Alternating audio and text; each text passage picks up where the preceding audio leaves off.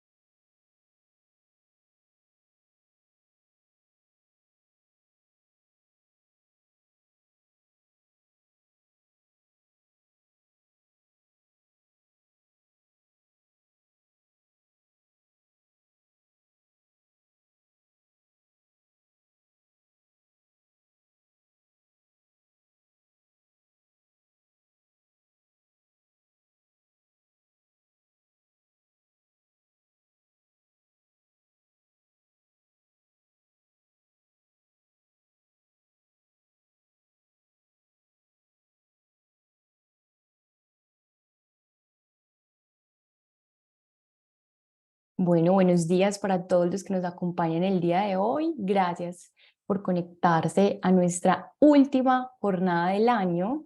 Gracias por acompañarnos y por hacerse partícipes de todas estas jornadas. Deseamos que el próximo año poder seguir contando con ustedes. El día de hoy vamos a hablar de los principales aspectos, desafíos y oportunidades de la reforma tributaria a cargo de nuestro gran aliado Correa Merino Agudelo, quienes serán los encargados de liderar esta jornada. Sebastián Correa, me permito presentarte, es socio a cargo de la práctica de Derecho Tributario y Gestión de Patrimonio de CMA. Sebastián, gracias por acompañarnos, a ti y a tu equipo. Esperamos pues que sea una gran jornada y les recuerdo que abajo tenemos la casilla de preguntas para que depositen allí todas sus preguntas y al final ellos serán los encargados de contestarlas. Sebastián el día de hoy está en compañía de José Domingo, Daniel y Julián, que también son socios y asociados de CMA.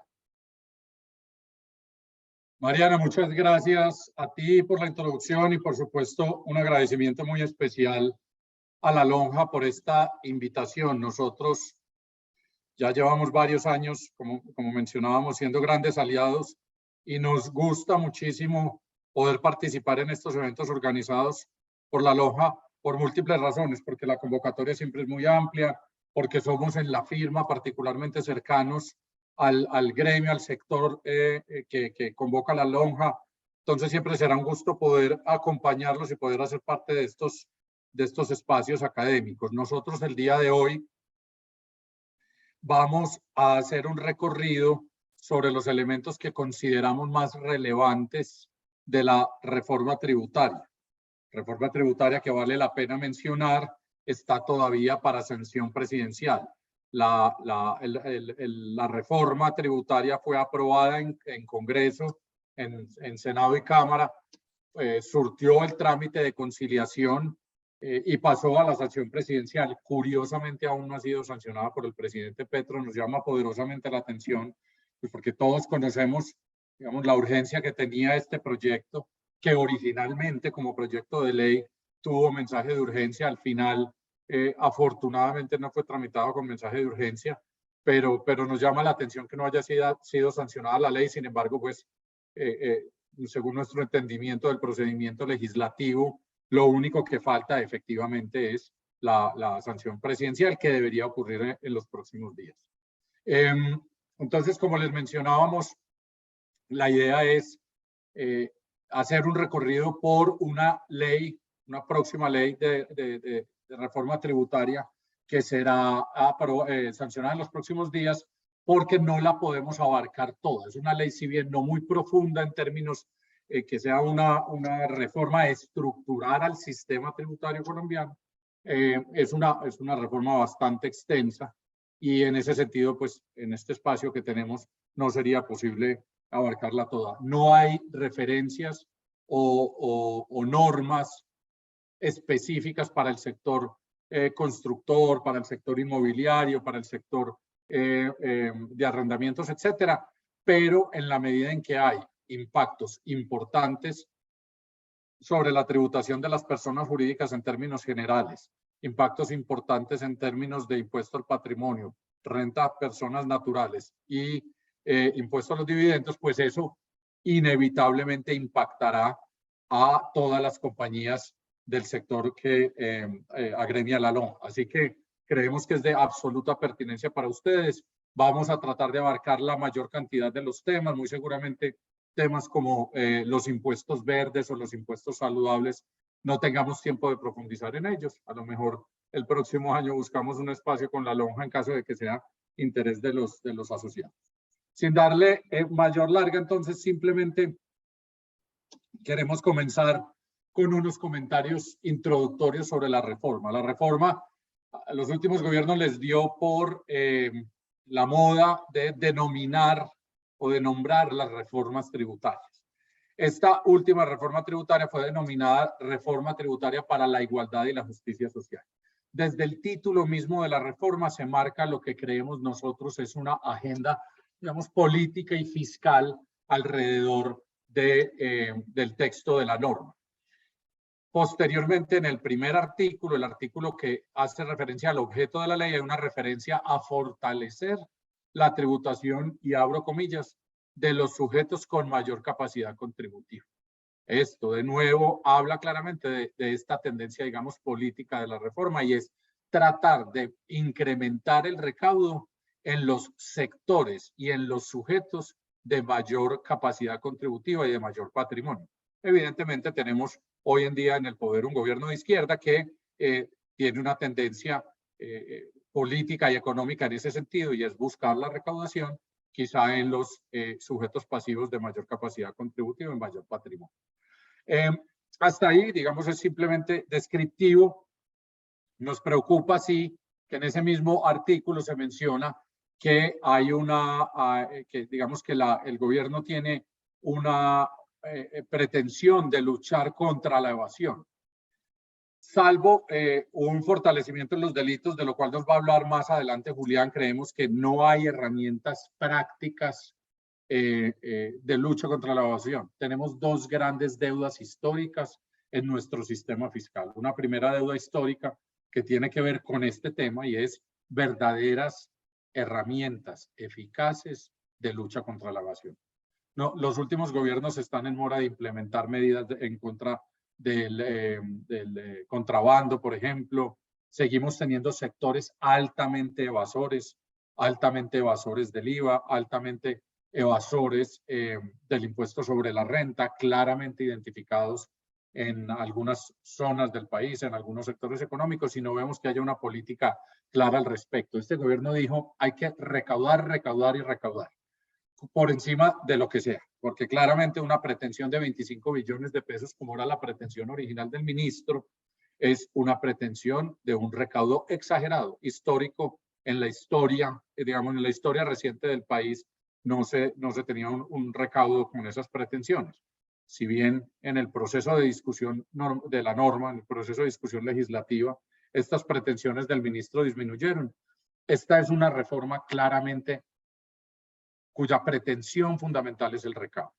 No hay una reforma profunda al sistema, no hay una reforma estructural al sistema, y esto desemboca en que hay dos vías para recaudar.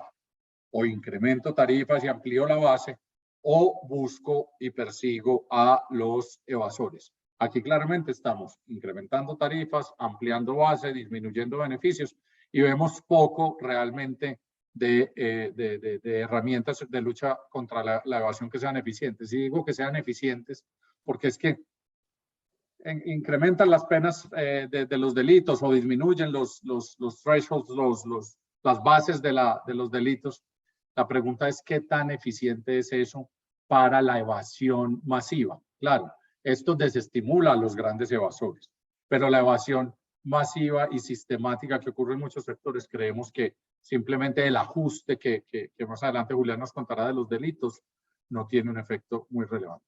Y por último, en esta nota introductoria, quedamos en mora con esta reforma de hacer un esfuerzo mayor por simplificar el sistema. Tenemos un sistema tributario absolutamente complejo que está diseminado de manera inmanejable en una cantidad de cuerpos normativos. Cada reforma tributaria viene con 15, 20, 30. La última, si la memoria no me falla, fueron 33 decretos reglamentarios. Además tenemos el decreto único tributario y además tenemos el estatuto tributario con todas sus reformas. Al final del día es un sistema increíblemente difícil de administrar. Cuando nosotros canalizamos mucha inversión de la que llega a la ciudad y al departamento en diferentes sectores de la economía, y cuando hablamos con nuestros clientes del capítulo tributario se escandalizan, y la palabra es esa. No pueden creer que tengamos un sistema tan complejo. No pueden creer que hayamos tenido 6 reformas en los últimos años, en los últimos 8 años.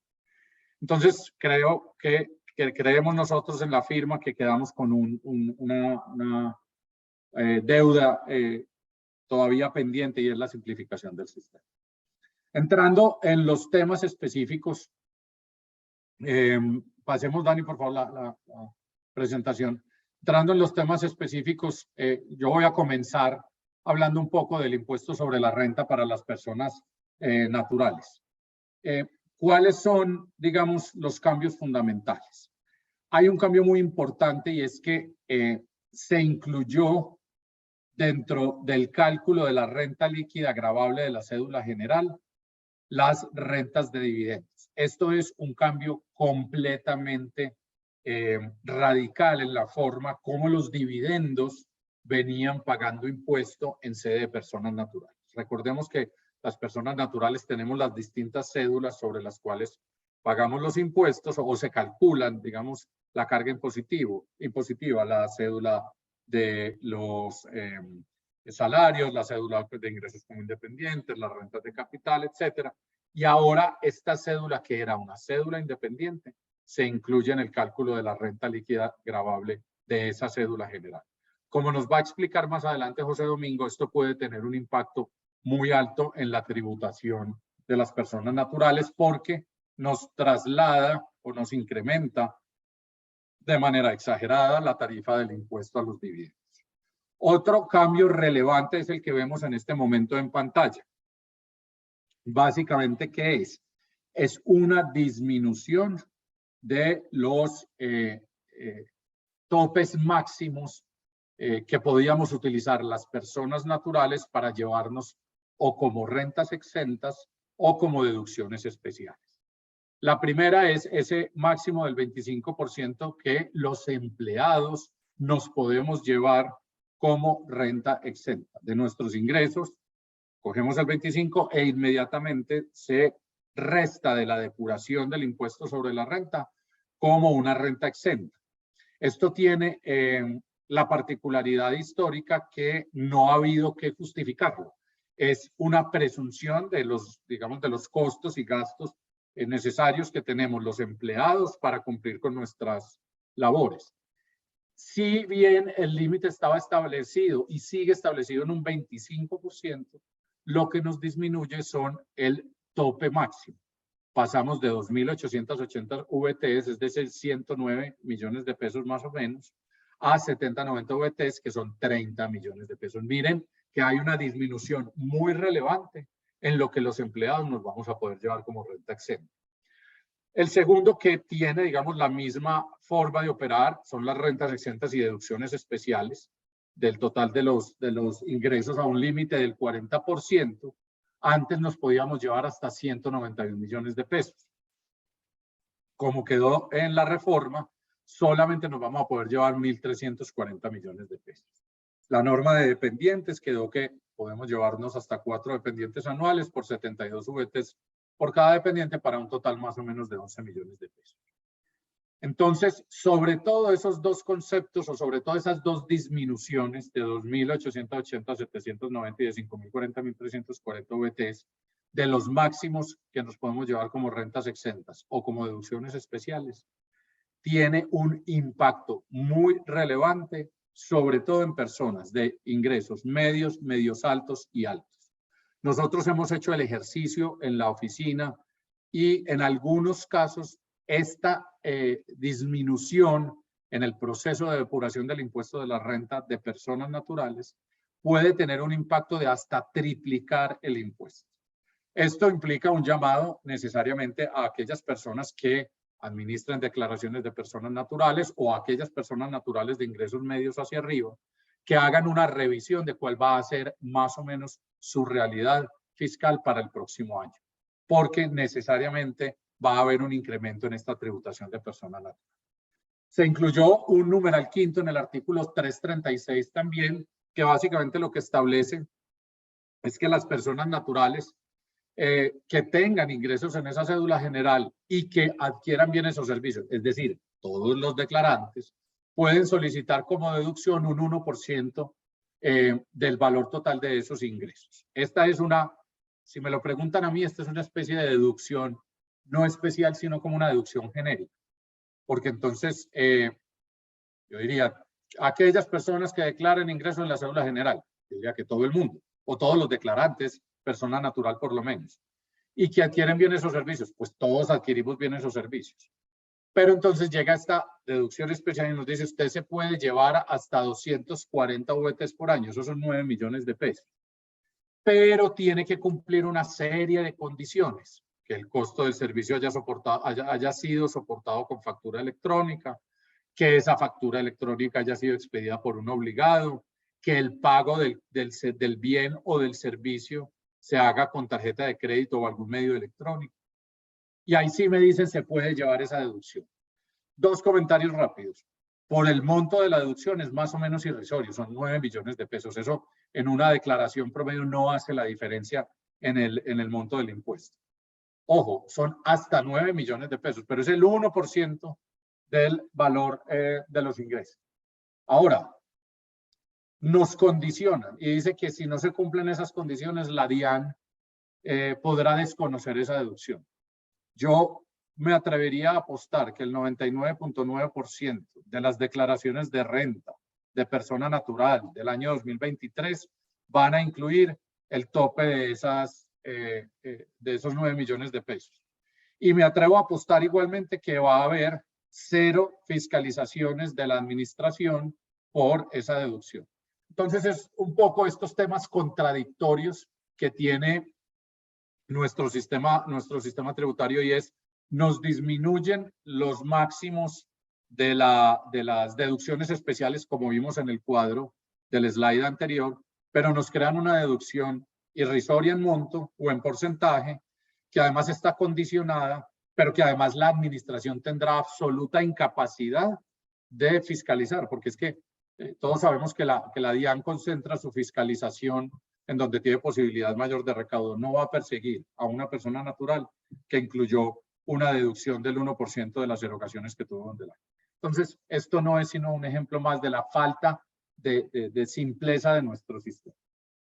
En relación con las personas naturales, hay una norma importante también, y es que nos indican que los topes indicativos de costos y gastos deducibles para los profesionales independientes se estimarán en el 60% de sus ingresos brutos. Pero quien exceda de este monto deberá informarlo a la DIAN, porque si no, corremos el riesgo de que se nos imponga la sanción por no enviar información. Entonces, es importante que tengamos en cuenta, porque en muchas oportunidades esos costos y gastos de los profesionales independientes superan ese tope indicativo que es una presunción del 60%. Por otro lado, se incluye una norma, digamos, que tiene un efecto importante en las personas naturales y son los pagos en especie. ¿Qué dice la norma? La norma nos dice, los pagos en especie serán considerados ingresos para las personas naturales. ¿Qué pagos en especie? Los efectuados por el empleador a terceras personas por servicios o bienes que están destinados al contribuyente, a su cónyuge o a personas vinculadas. Y trae una aclaración que a nosotros nos llama poderosamente la atención y nos dice que estos pagos que realiza el empleador a favor del trabajador, que van a ser considerados ingreso para el trabajador, no serán considerados pagos en especie y no tendrán efecto tributario si estos pagos están o se realizan en el marco de un pacto colectivo o de una convención colectiva de trabajo. Esto es un guiño al sector sindical, indudablemente. Creemos nosotros que esto es una referencia, yo no me atrevería a calificarlo hasta el punto de una invitación pues, al sindicalismo o a la organización de movimientos colectivos de trabajadores, pero claramente si hay un guiño pues, a este tipo de herramientas del derecho laboral colectivo en el sentido de decir, señor trabajador, esto que yo estoy pagándole a usted es un ingreso y usted va a tener que pagar impuestos por eso. Pero si es en el marco de una convención colectiva, ya no va a tener que pagar impuestos. Eso que hace que el trabajador diga, venga, ¿qué hay que hacer para tener una convención colectiva? Entonces, claramente, pues habla de la tendencia de la tendencia de este gobierno, pues, y de sus pretensiones de fortalecer el sector sindical. Hasta ahí, digamos, los elementos más importantes de las personas naturales. Le doy la palabra entonces a Daniel para que nos cuente los elementos más importantes del impuesto al patrimonio. Gracias, Sebas. Bueno, el impuesto al patrimonio históricamente ha sido un impuesto debatido y muy controversial, precisamente porque se ha tachado de ser un impuesto antitécnico, precisamente porque grava un hecho económico que ya es gravado por otros impuestos, como por ejemplo el impuesto predial, que en ese caso pues grava la posición pues, de los activos o los bienes raíces, que con el impuesto al patrimonio pues también se grabarían igualmente. Sin embargo, a pesar pues, de tener estos comentarios negativos, ha habido ciertas investigaciones y ciertos estudios por parte de gremios y universidades importantes en el país, como la Universidad Nacional, que en sus estadísticas estableció que el 10%, pues, dentro de los contribuyentes declarantes del impuesto sobre la renta, que el 10% de las personas que más concentran patrimonio representan el 52% del patrimonio líquido declarado dentro de las declaraciones de renta de todos los contribuyentes de Colombia, mientras que solo el 10% de las personas o contribuyentes que tienen menor patrimonio solo representan el 0.21 del patrimonio líquido declarado. Entonces, acá podemos evidenciar cómo en solo una pequeña parte de la población colombiana está concentrada o acumulada, digamos, el patrimonio del país en manera general. Entonces, para pasar pues como a exponer el impuesto al patrimonio, vamos a hacer un recorrido sobre sus puntos más importantes, empezando pues con los sujetos pasivos del impuesto al patrimonio.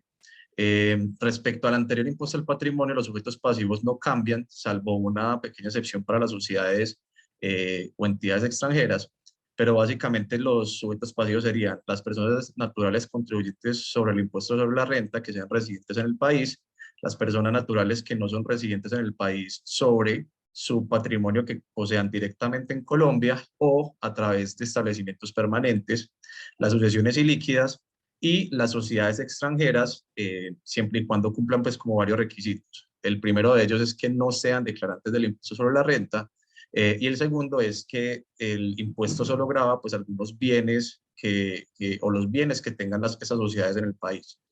Acá tenemos que hacer un asterisco o una aclaración, y es que hay una excepción a la norma, y básicamente consiste en que si hay unas sociedades extranjeras que solo tienen acciones, inversiones o cuentas por cobrar dentro de sus activos, no son sujetos pasivos del impuesto al patrimonio. Esto siempre y cuando cumplan con todas las normas del régimen cambiario y pues los trámites respectivos para hacer la apertura respectiva del canal cambiario, cuando esas entidades extranjeras capitalicen o adquieran acciones de las sociedades nacionales. Bueno, ya pasamos al hecho generador del impuesto al patrimonio, que se causa por la posesión del patrimonio líquido al 1 de enero de cada año, que sea superior o igual a 72.000 VTs, que pues para la VT del 2022 correspondería a 2.736 millones de pesos aproximadamente.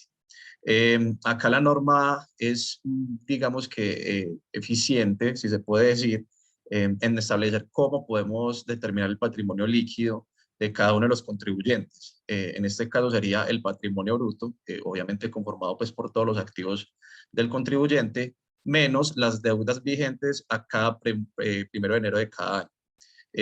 Digamos que acá hay una gran diferencia con el impuesto al patrimonio de la reforma tributaria pasada, porque el hecho generador está enmarcado en 5.000 millones de pesos. Entonces, acá ven que la cuantía se disminuyó, lo cual hace que para este impuesto al patrimonio existan más sujetos pasivos que puedan entrar pues como a clasificar y a ser contribuyentes de dicho impuesto.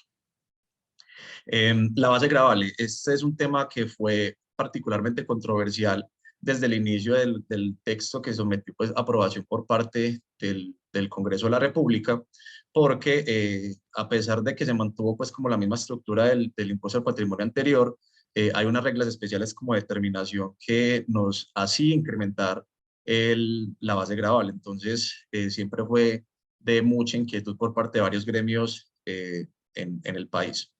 Entonces, para empezar, la base gravable es básicamente el patrimonio líquido del contribuyente poseído a 1 de enero de cada año. Acá se mantiene la posibilidad de traer de esa base gravable o de restar las primeras 12.000 OVTs de la casa o apartamento de habitación del contribuyente. Esto estaba antes también, solo que estaba si la memoria no me falla, en 516 millones de pesos, y acá pues, se disminuye a 456 millones de pesos. Es muy importante aclarar que la norma específicamente consagra que no es que se trate de cualquier inmueble que posea el contribuyente, sino que debe ser un inmueble o el inmueble en donde él viva la mayor parte de su tiempo, excluyendo pues como las fincas de recreo o viviendas o inmuebles pues que no, en los cuales el contribuyente pues no pernocte o no pase el tiempo allí. El comentario que debemos hacer al respecto es que para la DIAN en este caso sería muy difícil fiscalizar o asegurarse efectivamente cuál es el inmueble que efectivamente el contribuyente pasa más de su tiempo, pues porque no hay ni sistemas informáticos que lo puedan determinar. Acá llegamos, como se los mencioné hace un momento, a las reglas especiales de determinación que fueron más polémicas durante el texto de conciliación y pues en el debate del Congreso de la República.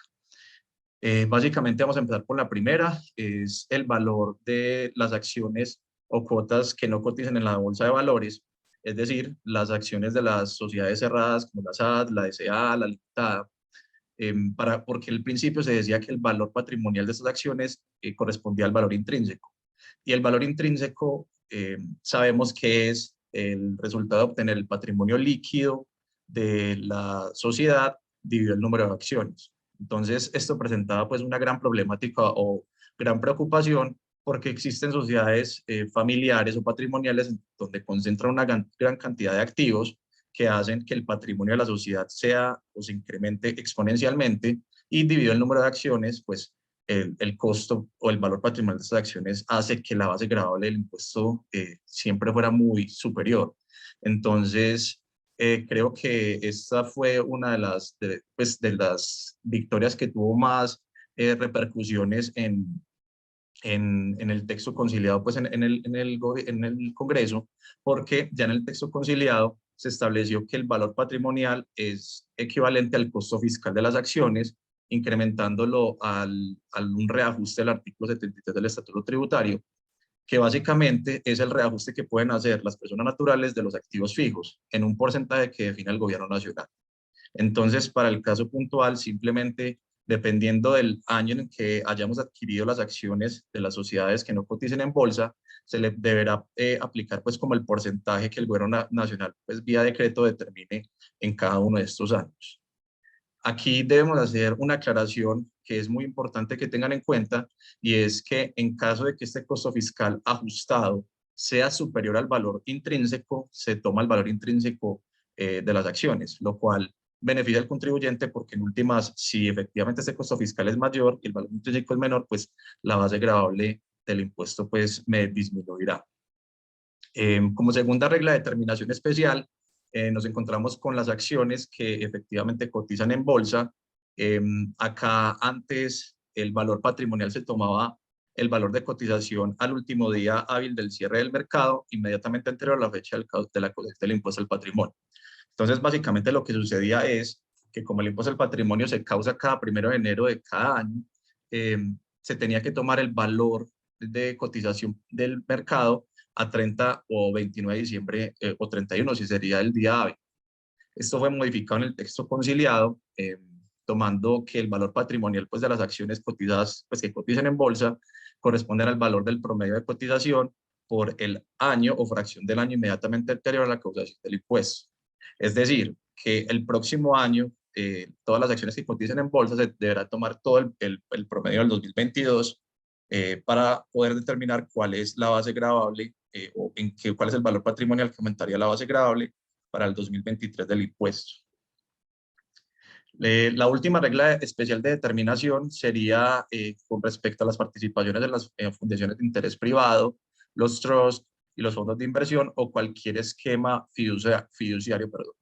En este caso es muy importante que tengan en cuenta que antes, en el texto inicial, se consagraba que era tanto para los esquemas internacionales como los esquemas nacionales en el país.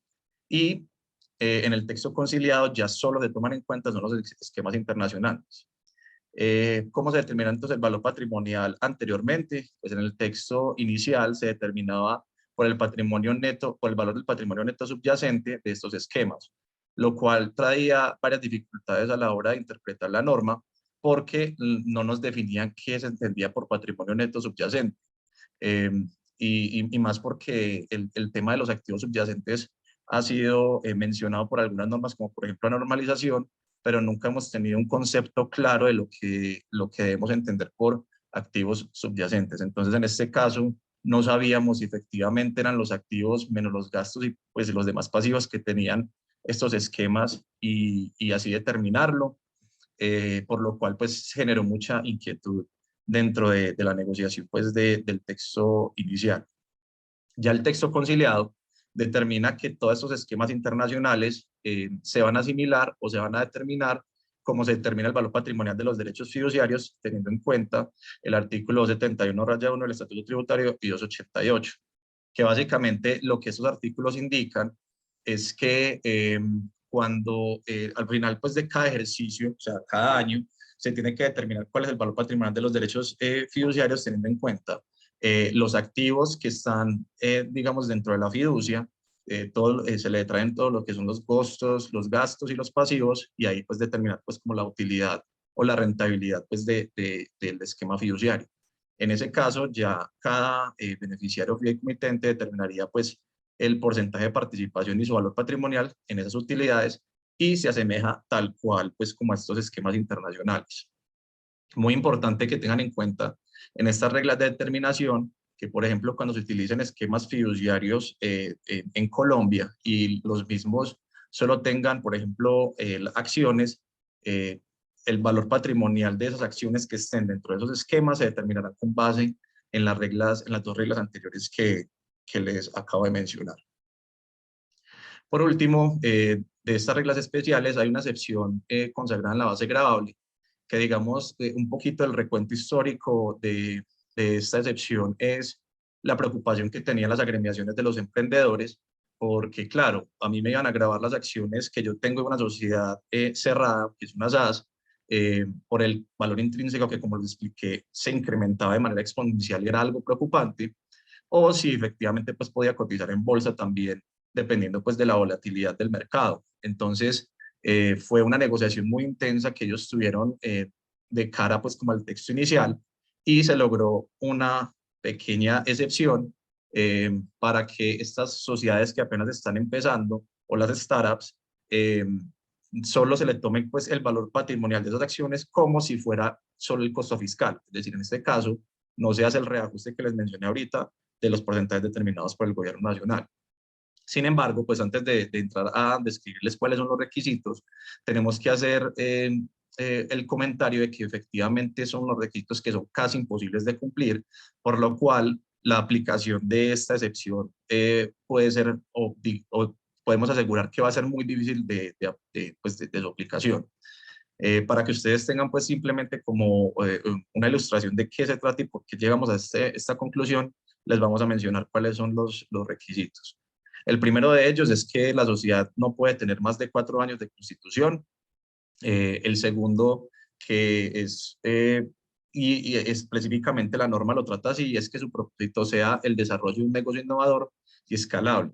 Acá empezamos a tener los primeros problemas con la norma porque no sabemos qué es o sea, qué entiende el gobierno nacional con que sea un desarrollo de un negocio innovador y escalable. Entonces, normalmente esto pues tiene que ser sometido pues como una regulación posterior por un decreto reglamentario por el gobierno, pero adicionalmente, más adelante les contaré, hay un requisito fundamental para que esta excepción o este beneficio se pueda aplicar, y es que sea aprobado por parte del gobierno nacional. Entonces, en últimas, si el gobierno nacional determina que efectivamente las startups que apliquen pues a este beneficio no cumplen con ese propósito, pues no podrán acceder al beneficio, y por ende pues puede ser un tema netamente subjetivo pues como por parte del gobierno nacional. La segunda es que su actividad económica principal involucre el uso intensivo de tecnologías digitales o la ejecución de programas de investigación, de desarrollo e innovación. Como les conté, el cuarto requisito es que cuente con un concepto favorable del gobierno nacional. En este caso son 2 los ministerios que pueden aprobar la excepción, que sería el Ministerio de Comercio, Industria y Turismo, el Ministerio de Ciencia, Tecnología e Innovación. El quinto, que nos parece uno de los requisitos que su cumplimiento es muy difícil, casi imposible, y es que estas sociedades reciban una inversión de mínimo 3.990 millones de pesos, lo cual es una inversión considerable y muy alta para pues, sociedades que apenas están empezando pues, a desarrollar su objeto social. Y muy importante que además, a cambio de esta inversión que realicen terceras personas, se debe asegurar como mínimo que les otorguen el 5% del capital de la sociedad, lo cual pues nos limitaría también, digamos, en determinar cuál es el porcentaje de participación que queremos que el futuro inversor tenga en nuestras nuevas sociedades pues como emprendedores. El sexto es que la sociedad efectivamente no haya obtenido una renta líquida agradable a 31 de diciembre del año inmediatamente anterior. Y este último requisito también nos parece algo casi imposible de completar o de cumplir, que es que los accionistas que inviertan en estas startups deben, sus acciones de estas nuevas sociedades deben de valer, o su costo, el valor intrínseco de estas acciones tiene que ser por lo menos 3 veces del valor intrínseco de la sociedad. Es decir, las acciones que ellos adquieran tienen que tener 3 veces el valor intrínseco de la sociedad de las acciones, lo cual es algo pues, imposible, o tiene que ser pues, que inyecten mucho capital para que esto allí suceda. Desde el punto de vista práctico o en la realidad, esto lo que implica es efectivamente desincentivar la inversión en estos tipos de modelos de negocios de emprendedores, porque claro, vamos a empezar a tener unas sociedades o unas startups que van a tener aplicación del impuesto al patrimonio y no tienen ninguna protección por parte del gobierno nacional, a no ser de que cumplan estos requisitos, que como ya los vemos son muy difíciles de cumplir y que en la práctica podríamos llegar a afirmar que son muy pocas las personas o las pues, que van a poder acceder a él. Además de eso, tenemos que recordar, o se me olvidó mencionarles ahorita, que este impuesto al patrimonio, a diferencia de los anteriores que ha habido, son de carácter permanente. Entonces, y este beneficio solo cuenta para durante 4 años, lo cual nos asegura que efectivamente estas startups en un periodo de 4 años empiezan a generar ingresos, lo cual a un impuesto del patrimonio que efectivamente es permanente, la excepción pues de que sean 4 años sin ni siquiera asegurar que efectivamente la sociedad ya es económica rentable, pues se nos hace un poquito inequitativo. Por lo cual, pues se sugeriría que el gobierno nacional analice pues estos términos o que simplemente determine de que cuando la sociedad adquiera pues mayor robustez, es decir, que ya se configure como una mediana empresa, una grande empresa o que efectivamente tenga el suficiente músculo económico como para sostenerse en el mercado, pues simplemente ya sí pueda ingresar pues como a ser parte de la base gradable de los contribuyentes.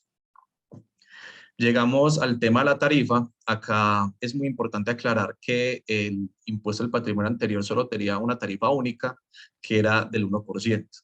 Y acá pues tenemos una tarifa marginal que va en un principio desde 2023 hasta el 2027 y va del 0% al 1.5%. Entonces, de 0 a 2.736 millones de pesos será del 0%, de 2.736 millones de pesos a 4.636 es del 0.5%, de 4.636 a 9.082 millones de pesos será del 1% y de 9.082 millones será del 1.5% en adelante. ¿Qué es lo que sucede entonces en el 2027? En el 2027 pues se elimina la tarifa del 1.5%, quedando simplemente la tarifa del 1% como máxima después de 4.636 millones de pesos, a lo cual debemos esperar qué es lo que pasa cuando finalice pues el gobierno de Gustavo Petro, porque normalmente cuando establecen pues este tipo de tarifas marginales, el nuevo gobierno pues simplemente dispone que queden las anteriores. Entonces es un punto importante que debemos considerar una vez pues termine el gobierno. Aquí hay otro dato importante que les quería dar y es que hay una gran diferencia que si bien puede ser pues beneficiosa por parte del contribuyente, es que el impuesto al patrimonio anterior estaba establecido de manera que si por ejemplo en el año 2019 tú tenías más de 5.000 millones de pesos dentro de tu patrimonio líquido, ya quedas inscrito en el impuesto al patrimonio, lo cual quería decir que tenías que pagar 2019, 2020 y 2021 sin importar que en el 2020 disminuyeras tu base gravable, es decir, disminuyeras tu patrimonio líquido a 3.000 o 4.000 millones de pesos. Acá efectivamente el impuesto al patrimonio se revisa cada 1 de enero de cada año, lo cual es beneficioso, como se les conté, para los contribuyentes, pero hay algo que tienen que tener en cuenta y es que la norma trae unas especies pues como de advertencias o un ámbito sancionatorio que fue introducido en el último texto conciliado. Y es primero que establece que constituirá como sanción de inexactitud la realización de ajustes fiscales y contables que no correspondan pues como operaciones reales y efectivas que disminuyan el patrimonio líquido de los contribuyentes. En este caso se hace alusión específica, por ejemplo, a omisión de activos, inclusión de pasivos inexistentes, subestimación de activos y demás, pues como de operaciones que hagan que el patrimonio líquido disminuya. Además de eso, hay una alerta muy importante que consideramos que es más como una especie de amenaza por parte de la DIAN, y es que efectivamente la DIAN deberá implementar programas prioritarios de control sobre aquellos contribuyentes que declaren un patrimonio menor al patrimonio fiscal declarado poseído al año inmediatamente anterior. Acá tenemos varios problemas, digamos, de interpretación de esta advertencia o alerta que nos hace la DIAN, y es que primero, pues, ¿qué se debe entender por el patrimonio fiscal? Es decir, si es el patrimonio líquido, como lo llevamos hablando en todo el impuesto al patrimonio, ese es el patrimonio bruto, porque nunca lo definen pues dentro de la advertencia que hacen en la norma. Y segundo, que habla del patrimonio fiscal declarado poseído al 1 de enero del año inmediatamente anterior, pero nunca nos establecen si es como la norma entra en vigencia el próximo año y no tenemos impuesto al patrimonio por el año 2022, si efectivamente la norma empieza a contar para este año o si tenemos que esperar al 2023 que se causa el impuesto al patrimonio en 2024. Entonces, me imaginaría que esto también deberá ser sometido pues por reglamentación por parte del gobierno nacional, porque pues tenemos muchas dudas de cuándo será que efectivamente estos programas prioritarios de control van a empezar pues como a tener vigencia. Y lo último también es como pensar cuál es la capacidad efectiva que tiene la DIAN para realizar pues estos programas de control de manera prioritaria y si efectivamente como ya es un gobierno totalmente diferente al que teníamos anteriormente, si se va a poner pues a buscar efectivamente donde existe más dinero los contribuyentes para aumentar el recaudo. Ya al respecto hablaremos entonces del impuesto sobre la renta de las personas jurídicas. Sebastián tiene la palabra. Gracias, Daniel, por ese resumen tan completo del impuesto al patrimonio. Como decía, simplemente un comentario, como decía Daniel, algo muy importante, algo muy relevante de esta generación del impuesto al patrimonio es que ya se descararon, como se dice vulgarmente. Antes nos decían, crees el impuesto al patrimonio durante los años 2019, 20 y 21. Ya dijeron, no, crees el impuesto al patrimonio de manera permanente. Ya en Colombia tenemos la experiencia de esos impuestos permanentes. A nosotros hace 20 años nos dijeron que el impuesto en esa época, llamado el impuesto para la guerra, que es el mismo impuesto al patrimonio, luego impuesto a la riqueza, pero es el mismo, era temporal. Llevamos 20 años hasta que nos lo dejaron ya de manera permanente. La misma historia del GMF. Entonces veamos cómo se nos va repitiendo desafortunadamente la permanencia de estos impuestos en Colombia. Vamos a hablar entonces de los elementos más importantes del impuesto a la renta de personas jurídicas. Aquí hay unos cambios muy trascendentes y hay asuntos, digamos, particularmente delicados. Lo primero es que nos quedamos en la tarifa del 35%. En la reforma, no en la última, sino en la penúltima, teníamos un proceso de disminución gradual del impuesto o de la tarifa del impuesto sobre la renta para personas jurídicas, debiendo haber desembocado en un 30% este año. Digo desembocado porque esa era la meta final pues, de la reforma en su momento. Luego nos la cambiaron y nos la volvieron a incrementar al 35%, en clara contradicción con lo que ha sido la recomendación de la OCDE. Recordemos que la OCDE, desde que nosotros hacemos parte de este selecto club de países ricos, nos dijo, ojo, porque Colombia tiene desequilibrado cómo debe ser la tributación. Tiene mucha más tributación en sede de persona jurídica y la tributación en sede de persona natural es muy baja. Y eso en los países en desarrollo, los países desarrollados, debe ser al contrario. Pagan más impuestos las personas naturales y menos las empresas. ¿Por qué? Porque se considera que las empresas son los generadores de empleo, los jalonadores del crecimiento de la economía. Entonces hay que darles, digamos de alguna manera, una posición fiscal más favorable que a las personas naturales. Con esta reforma que hicimos, ya vimos lo que nos pasa a las personas naturales, y es que si bien no se amplía la base de contribuyentes, sí se fortalece la base gravable por la vía de disminuir exenciones o de disminuir conceptos que se pueden detraer. Pero además nos dejan la tarifa de la persona jurídica en el 35%. Entonces esto es por un lado y por el otro, sin mencionar lo que nos va a detallar ahora José Domingo con respecto al impuesto a los dividendos.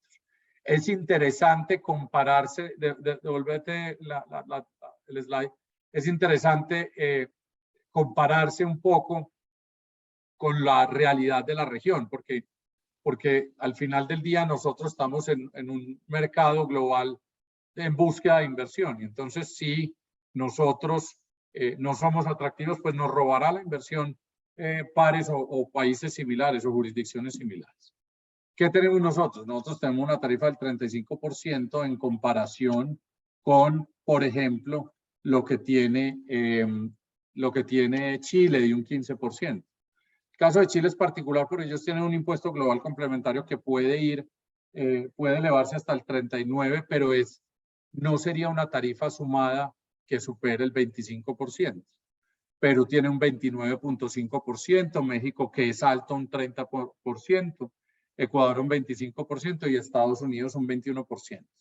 Con Estados Unidos pasa algo curioso, es que la gente dice, pero estás olvidando el impuesto estatal, esa es únicamente la tarifa federal. Entonces yo le digo, sí, pero es que yo cuando hablo del 35% no estoy hablando de la industria y comercio, por ejemplo, que nos afectaría enormemente esta tarifa efectiva de tributación de renta. Entonces, al final del día estamos hablando de la tarifa general. Y veamos cómo en la región seguimos siendo los más altos, reitero, sin considerar el impuesto a los dividendos, que por la vía de tarifa combinada se vuelve una cosa casi que escandalosamente alta. Adicional al tema de la tarifa, o digamos en relación al tema de la tarifa, hay dos comentarios importantes. Las sociedades, las empresas industriales y comerciales del Estado o sociedades de economía mixta que exploten monopolios de juegos, suerte y azar, y las que tienen los monopolios de las industrias licoreras quedan con una tarifa únicamente del 9%. Los hoteleros, que digamos es importante para ustedes, porque estoy seguro que dentro del auditorio hay varios que estén en este sector, conservan una tarifa preferencial no, digamos, tan beneficiosa como la que venían trayendo, la que históricamente han tenido, porque recordemos que nosotros hemos tenido rentas exentas durante muchos años para los hoteleros. En este caso quedan con una tarifa especial del 15%, que sigue siendo una tarifa muy interesante. ¿Para quiénes? Hoteles y parques temáticos de agroturismo y ecoturismo en municipios de hasta 200.000 habitantes. Y el periodo de beneficio de tarifa disminuida será del 10%, de 10 años, perdón. Tristemente nos eliminaron un par de beneficios que había en la legislación anterior muy interesantes, que eran los beneficios relacionados con las rentas exentas para personas jurídicas que estuvieran en los sectores de economía naranja y del campo colombiano.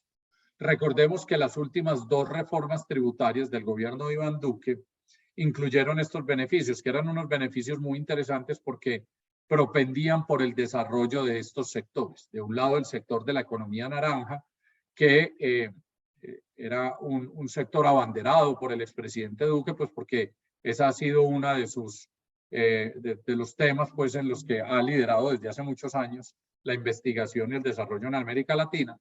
Y el otro era el beneficio para el campo colombiano. ¿Por qué? Porque pues, estamos en mora de muchas cosas con el campo colombiano, de tener presencia estatal, pero sobre todo de entregarle instrumentos válidos para que el campo colombiano efectivamente se desarrolle. Desafortunadamente, quienes tuvimos la oportunidad de interactuar en la búsqueda de la obtención de estos beneficios, reconocemos que no hubo voluntad política del gobierno anterior en fortalecer o digamos en favorecer la obtención de los beneficios del campo colombiano. Otra cosa sucedió con el tema de economía naranja, donde hoy tenemos muchísimas sociedades en el país calificadas como sociedades de economía naranja y que efectivamente tienen el beneficio.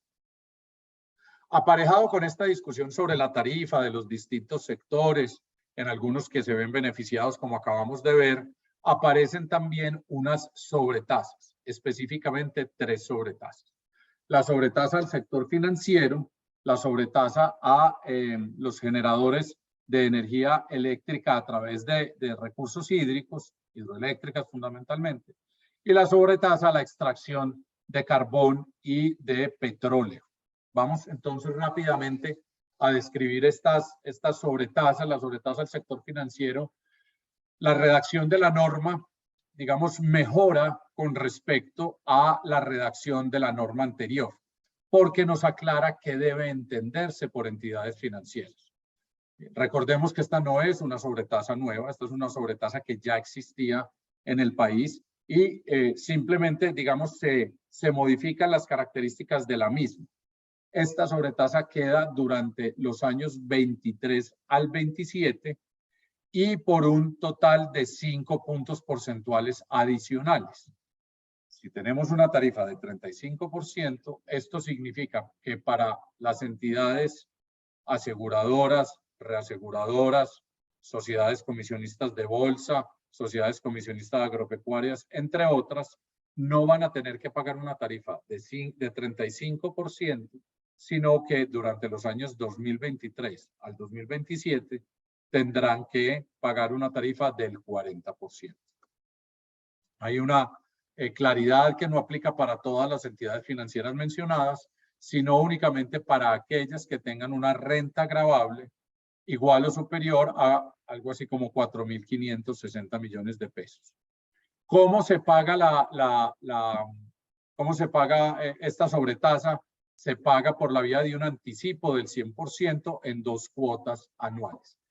Esto genera unos problemas a la hora de aplicar la sobretasa porque surgen preguntas, por ejemplo, ¿qué pasa si yo durante el año 23 termino teniendo una renta gravable inferior a la que tuve en el 22 y por lo tanto un impuesto inferior al que tuve en el 22 y por lo tanto mi sobretasa termina siendo superior la que pagué a la que debería haber pagado?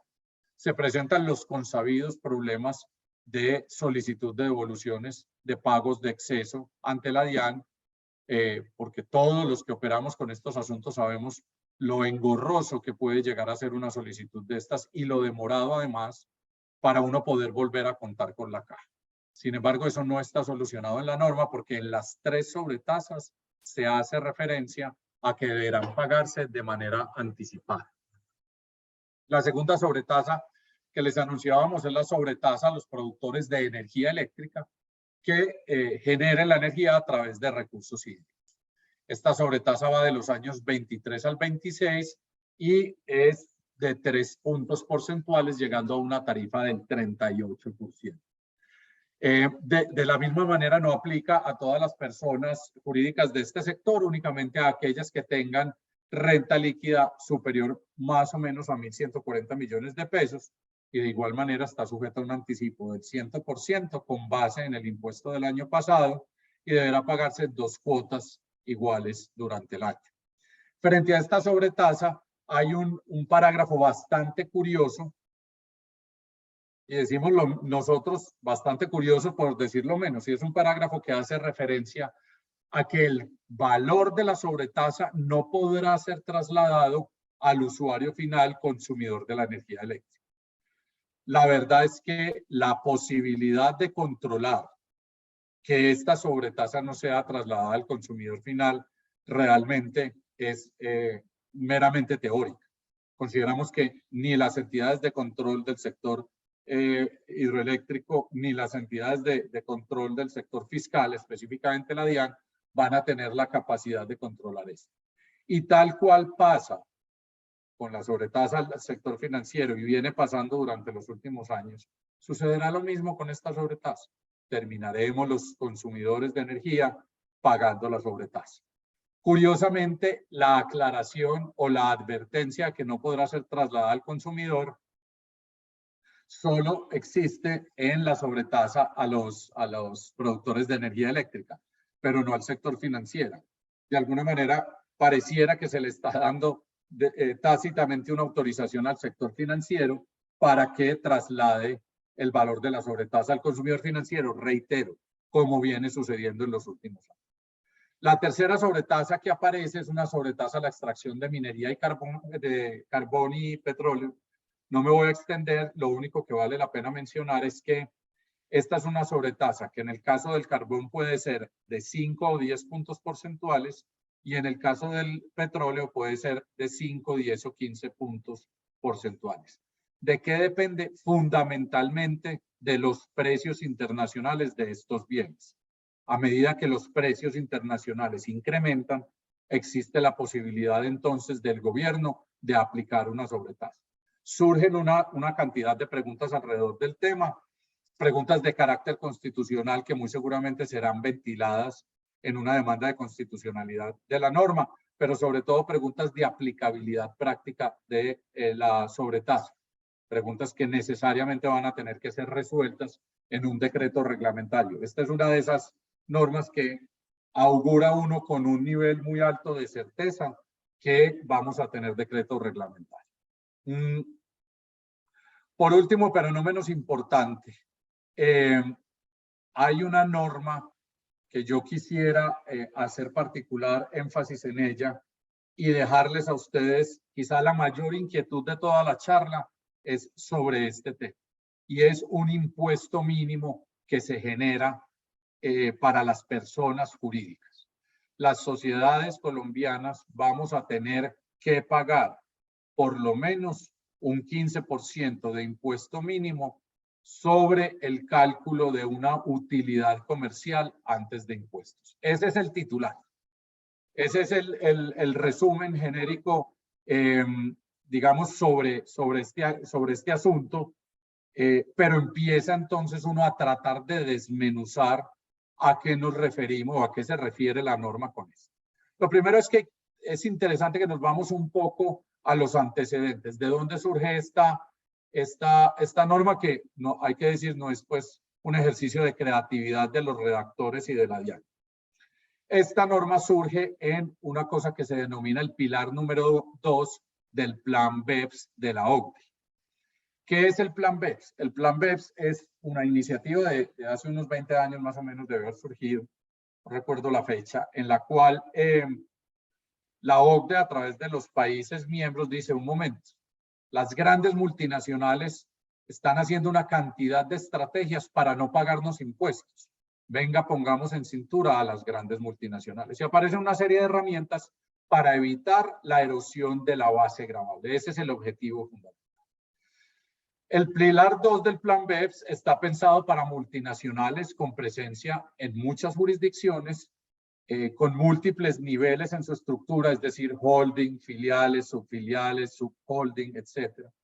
Y con ingresos de 750 millones de euros. El impuesto mínimo para Colombia aplicará para sociedades nacionales sin considerar ningún umbral de ingresos. Entonces, una pequeña empresa, una mediana empresa, una MIPYME estará sujeta a este impuesto.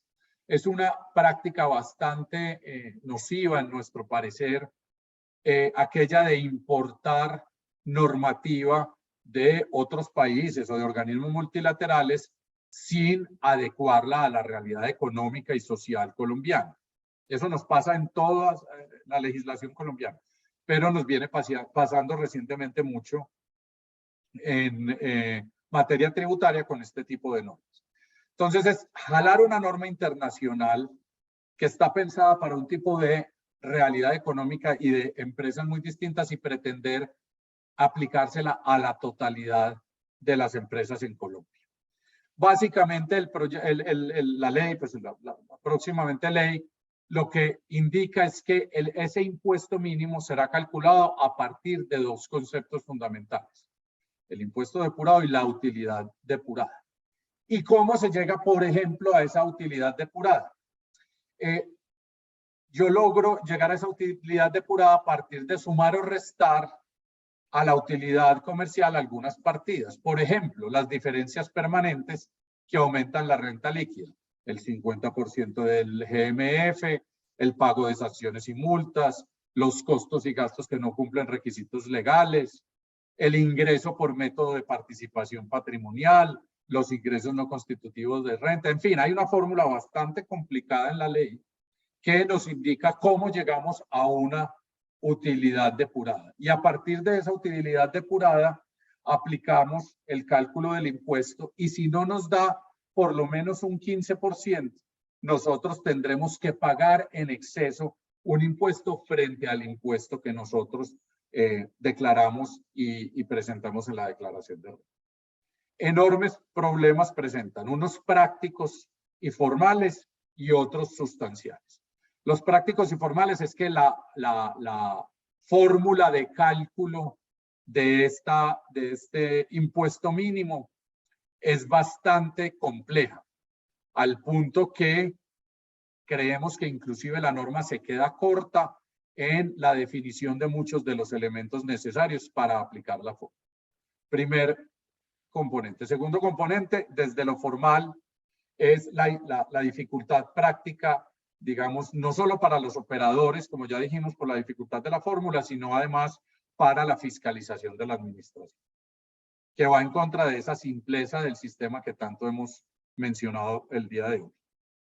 Y desde el punto de vista sustancial, es que, digamos, este impuesto mínimo puede afectar la caja de algunas empresas, porque estaría gravando ingresos que todavía no se han materializado y que puede generar situaciones en las cuales yo termino pagando un impuesto el día de hoy que sobre ingresos que todavía no se han materializado y que el día de mañana no se materializan, y que por lo tanto yo no tengo una fórmula de solicitar, de recuperar ese exceso pagado. Un poco lo que se denomina el carry forward en la legislación internacional, y entonces me ponen a mí a pagar un impuesto sobre hechos futuros que no tienen la certeza absoluta de su materialización y no tengo herramientas el día de mañana para recuperar lo pagado en exceso. Ese impuesto mínimo, como vimos, según pues, la fórmula, terminaría agravando algunas diferencias temporarias y ese impuesto mínimo debería poderse recuperar cuando esas diferencias se reviertan, porque es un tema, pues, como lo han dicho varios autores, un tema mínimo de justicia, pero el problema es que no tenemos las herramientas en la legislación para poder realizar esa recuperación. En últimas, la configuración de este impuesto mínimo, a nuestro modo de ver, parece más una renta presuntiva que de verdad una norma consistente y clara de una tributación mínima. Vamos a ver qué sucede. Vamos a ver qué sucede de un lado con las demandas de inconstitucionalidad que van a llover en contra de esta norma específica, pero adicionalmente contra, digamos, si llegase a pasar el examen de constitucionalidad, vamos a ver qué pasa en la aplicación práctica de esto, porque creo que vamos a tener que obtener mucha claridad de la administración por la vía de la doctrina de cómo se aplica esta norma y necesariamente decreto reglamentario. Rápidamente ya llevamos 2 decretos reglamentarios necesarios de esta reforma y no hemos hablado sino de 3 de los elementos más importantes. Yo le doy la palabra entonces a José Domingo para que nos hable del impuesto a los dividendos, que también trae sus particularidades bastante preocupantes. Buenos días. ¿Me escucho? Ya, ahora sí. Perdón. Buenos días. Corresponde en este momento hablar del impuesto a los dividendos, pero antes de entrar en materia sobre el contenido del articulado del proyecto de reforma tributaria, es necesario hacer una serie de consideraciones para entender los efectos que estas disposiciones van a causar, particularmente en personas naturales. Lo primero es establecer que unas son las intenciones que tuvo el gobierno nacional al momento de presentar el proyecto, que claramente es un ánimo recaudatorio, y otras son las consideraciones sustanciales respecto del sistema tributario colombiano. Es decir, el sistema tributario colombiano parte de unos principios fundamentales como el de equidad y el de la justicia contributiva, y adicionalmente el de proporcionalidad, principios que son abandonados por el gobierno nacional al momento de presentar el proyecto. Al tener un ánimo netamente recaudatorio, el gobierno desconoce la capacidad contributiva de los contribuyentes.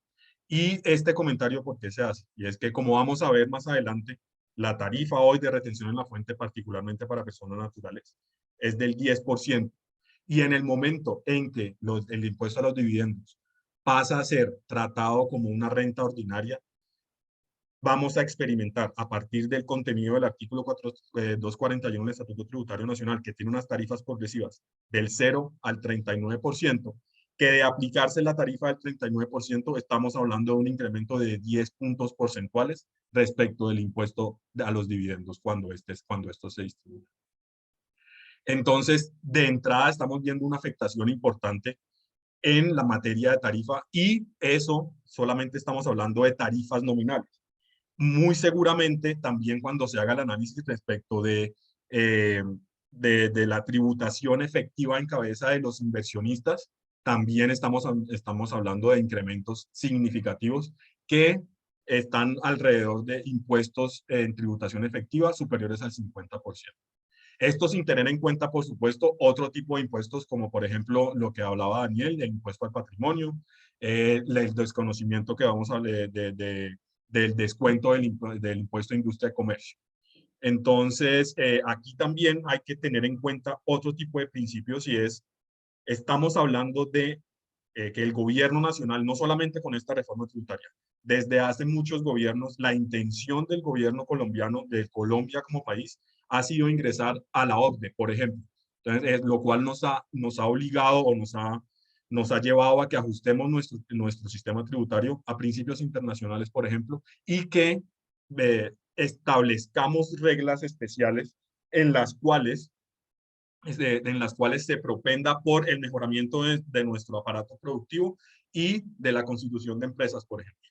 Dicho esto, lo que tenemos que tener en cuenta es que si nosotros queremos fomentar la constitución de sociedades, por ejemplo, la constitución y el uso de vehículos societarios para ejercer actividades económicas, hay que tener en cuenta que una sociedad, por ejemplo, en su momento de creación o mismo cuando está en desarrollo de su actividad productora de renta, tiene dos formas específicas de fondearse, llaman. Uno, el capital, y dos, si no es el con capital que no se pudo conseguir, con instrumentos de deuda. En el tema del capital, fundamentalmente, cuando yo, o persona natural o una persona jurídica, va a inyectar capital a una sociedad, pues la expectativa de inyectar ese capital es que el retorno, va a haber un buen retorno de esa inversión, y ese retorno es lo que nosotros conocemos, digamos, en palabras muy generales como un dividendo. Entonces, es ahí donde creemos que el proyecto de reforma tributaria que pronto se convertirá en ley falló al analizar cuáles son esas consecuencias que se van a generar a los inversionistas. También es bueno hablar de un fenómeno que está generando este proyecto, y es el de la doble imposición. Ya desde el 2016, con la última reforma tributaria, volvimos al tema que unas utilidades o unos ingresos que ya han sido grabados en cabeza de una sociedad, pues van a ser grabados nuevamente en cabeza de su socio accionista. Entonces, tenemos que tener muy presente que el propósito fundamental de las normas del impuesto a los dividendos no es otro distinto que grabarlos como una renta ordinaria en cabeza de la persona natural más específicamente. Dicho eso, partamos ya entonces de los efectos particulares en personas naturales. Entonces, el primero de ellos es que se incrementa la tarifa, y es que estos van a ser grabados con tarifas marginales consagradas en el artículo 241 del Estatuto Tributario Nacional. Y esto, como lo anticipé, es que vamos a pasar de unas tarifas del 0 al 39%. Adicionalmente, en materia de recaudo del impuesto, la tarifa de retención pasa de un 10 al 15%. Y acá un comentario es que el proyecto, como fue presentado originalmente al Congreso de la República, establecía que se iba a grabar, iba a haber el aumento de la tarifa, pero en la medida en que en desarrollo de las discusiones se admitió por el gobierno que las tasas efectivas de tributación iban a ser bastante altas, para las personas naturales, en el informe de conciliación, se estableció un descuento marginal del 19% para aquellos contribuyentes que tengan una renta líquida celular por dividendo superar a 41 millones de pesos. Esto en alguna medida reduce, digamos, el impacto, pero pues todavía creemos que es una solución que no refleja en verdad aquellos efectos que pueden causarse a las personas naturales.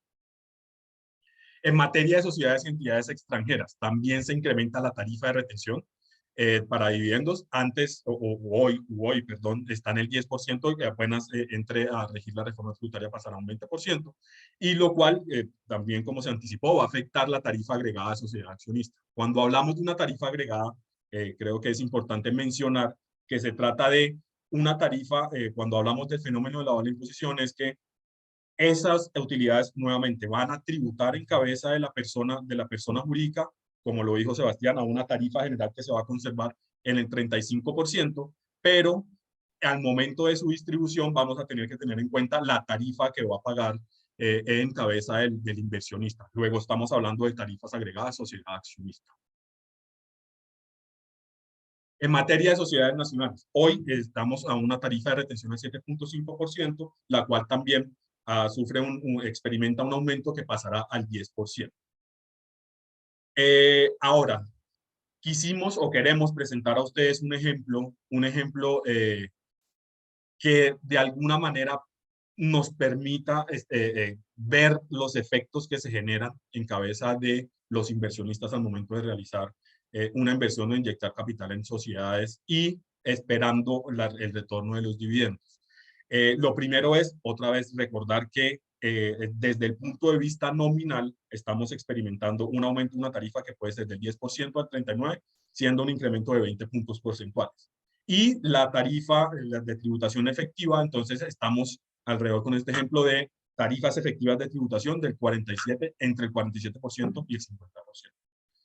Y comentario, pues tenemos muy en cuenta que se conserva la tarifa para sociedades del impuesto sobre la renta del 35%, que sigue siendo, a pesar que la intención del gobierno colombiano o de Colombia como país es disminuir las tarifas, sigue siendo una tarifa enormemente alta en la región, lo que nos pone en una posición de competición con las demás jurisdicciones bastante, digamos, precaria, porque el objetivo de atraer inversiones a Colombia creemos que no se está cumpliendo con este tipo de medidas. Ahora, también hay que tener en cuenta que estas disposiciones de impuesto de los dividendos históricamente han creado asimetrías en el sistema tributario colombiano. Y hoy, con las disposiciones contenidas en el proyecto, creemos que esas asimetrías se están, en lugar de disminuyendo, se están profundizando. ¿Y esto en qué consiste? En que hay una diferencia clara de los efectos en los residentes colombianos como inversionistas en sociedades frente a los no residentes. Es decir, que se van a ver más afectados, como lo veremos en el ejemplo, las personas naturales residentes colombianas que tengan inversiones de capital en sociedades colombianas. Y aquí en materia de no residentes hay que hacer unos comentarios, y es respecto de aquellas jurisdicciones con las cuales Colombia tiene suscritos convenios para evitar la doble tributación, y algunas otras jurisdicciones donde, si bien todavía no hemos terminado el proceso de finalización de los tratados, también ya estamos experimentando tenemos definidas las tarifas de retención, por ejemplo, y aquellos residentes que están ubicados en jurisdicciones donde no tenemos suscritos convenios para evitar la doble tributación. Entonces, por ejemplo, en el caso de jurisdicciones como España, Suiza, Chile, México, Canadá e India, hasta México, y México, tenemos suscritos convenios para evitar la doble tributación, lo que permite que en materia de dividendos la tarifa de retención se reduzca al 0%, siempre y cuando se cumplan con unas condiciones. Acá no se desconoce que habrá que revisar las condiciones particulares de los convenios, pero siempre y cuando se cumplan unos requisitos, la tarifa de retención podrá ser del 0%. Entonces, de entrada, si nosotros estamos, un inversionista que esté ubicado en una de estas jurisdicciones, pues tendrá una tarifa incluso del 0%. Luego, su tarifa agregada de tributación es del 35%, una clara desventaja frente a un residente nacional.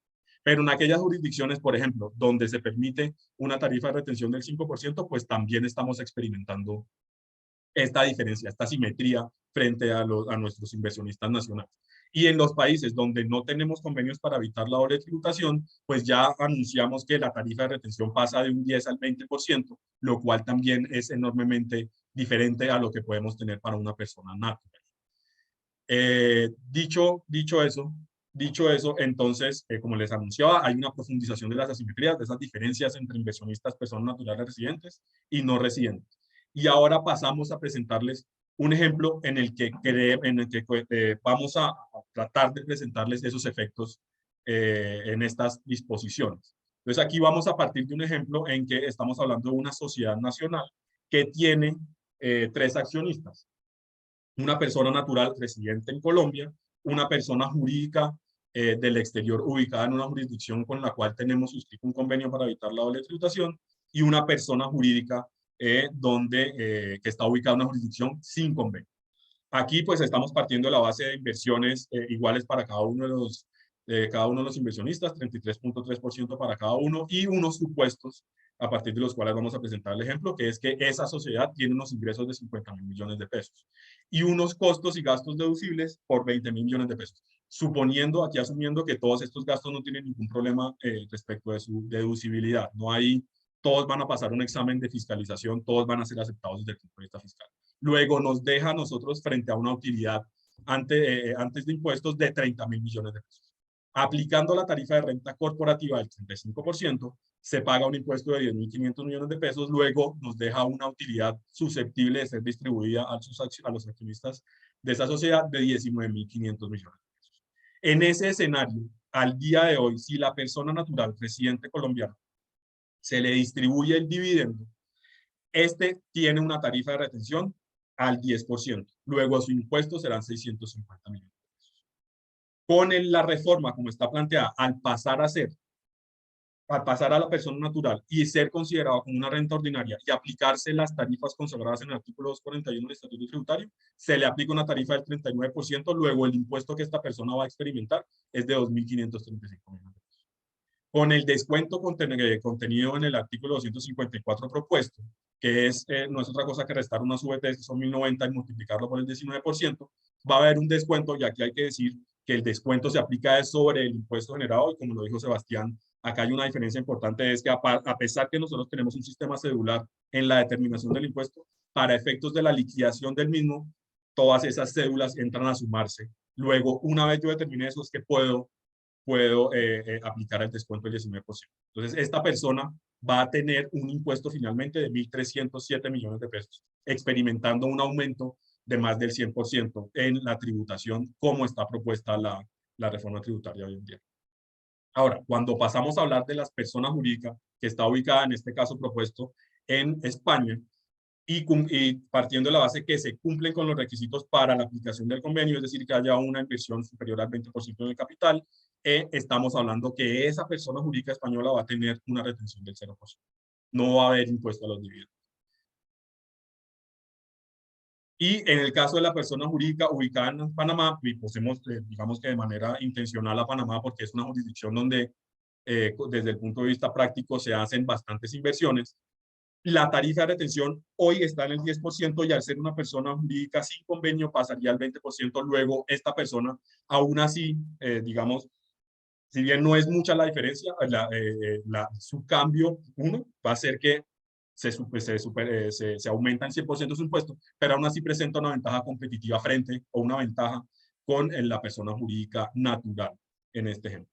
Entonces, con este ejemplo así, muy plano y digamos sin tener ninguna consideración respecto de otros beneficios que pueden ser aplicados, u otros impuestos que también deben ser pagados por los inversionistas, como el caso del impuesto al patrimonio, creemos que demuestra que esas intenciones del gobierno nacional, desde el punto de vista recaudatorio, pues hacen nugatoria cada de esos principios constitucionales que deben ser analizados al momento de analizar o establecer un sistema tributario en Colombia y como conclusión es que se van a profundizar esas diferencias que seguramente lo que uno pensaría en borrador es que lo que van a generar es un atrapamiento de utilidades en cabeza de las sociedades, porque al momento de hacer el análisis de si se van a distribuir dividendos o no, pues seguramente se va a establecer que de pronto no es beneficioso hacerlo, por lo cual las utilidades van a quedar atrapadas en las sociedades.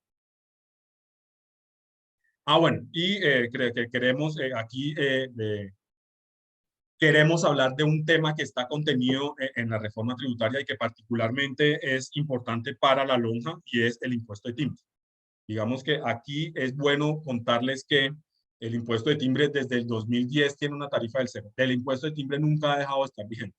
Simplemente en 2010, como lo estableció el artículo 519, la tarifa pasó a ser del 0%. Sin embargo, el proyecto de reforma tributaria en su informe de conciliación contiene un artículo que modifica uno de sus incisos y agrega un parágrafo en el cual lo revive, digamos, y señala lo siguiente, y es que tratándose de documentos que hayan sido elevados a escritura pública, tema muy relevante para ustedes, se causa el impuesto de timbre en concurrencia con el impuesto de registro, es decir, van a causarse dos tipos de impuestos sobre este hecho económico. Y habla particularmente de enajenación de cualquier título, a cualquier título de bienes inmuebles cuyo valor sea inferior a 20.000 UF. Esas 20.000 VTs estamos hablando mal contados de 760 millones de pesos. Y en que en el caso de constitución de hipoteca abierta se podrá pagar este impuesto en los respectivos documentos. Y y el parágrafo que se agrega también con este artículo es que la tarifa del impuesto va a ser una tarifa para instrumentos entre 20.000 y 50.000 VTs de 1.5 y de 50.000 VTs del 3%. Pero aquí es importante que tengamos en cuenta que, como inicié el comentario, el impuesto de timbre nunca ha dejado de estar vigente. Luego, la normativa contenida del impuesto contenida en el Estatuto Tributario, a partir del 515 hasta el 554 del Estatuto Tributario, aún está vigente. Y esas normas del Estatuto Tributario consagran, por ejemplo, en el artículo 531, 56 exenciones para este tipo de documentos que contienen obligaciones o la extinción de las mismas, entre las cuales está la enajenación de inmuebles a través de escritura pública. Y a partir de, por ejemplo, el numeral 22 se consagra que, por ejemplo, contratos de promesa de compraventa están exentos del impuesto de timbre. Adicionalmente, escrituras otorgadas, perdón, voy aquí a referirme de manera expresa a los contratos de promesa de compraventa, las escrituras otorgadas por el Instituto de Crédito Territorial para la adquisición de vivienda, el otorgamiento de autorización de registro de cualquier escritura pública de compraventa e hipoteca de viviendas de interés social, los contratos de prenda y garantía hipotecaria abierta están exentos del impuesto de timbre. Y hay un artículo adicional que es el artículo 530-1, que es la exención del impuesto de timbre para escrituras públicas de enajenación de inmuebles. Y dice que en ningún caso estarán sometidas al impuesto de timbre las escrituras públicas de enajenación de inmuebles para viviendas urbanas clasificadas en estratos socioeconómicos 1, 2 y 3. Luego, pareciera que si bien el gobierno nacional lo que buscó fue revivir el impuesto, o por lo menos la tarifa del impuesto de timbre, es necesario que se haga un análisis caso a caso de los instrumentos que se utilizan, por ejemplo, por cualquiera de ustedes en el sector inmobiliario para establecer si se va a causar o no, o bueno, se causa, pero la tarifa que le va a estar aplicable porque hay una exención aún vigente sobre este impuesto particular.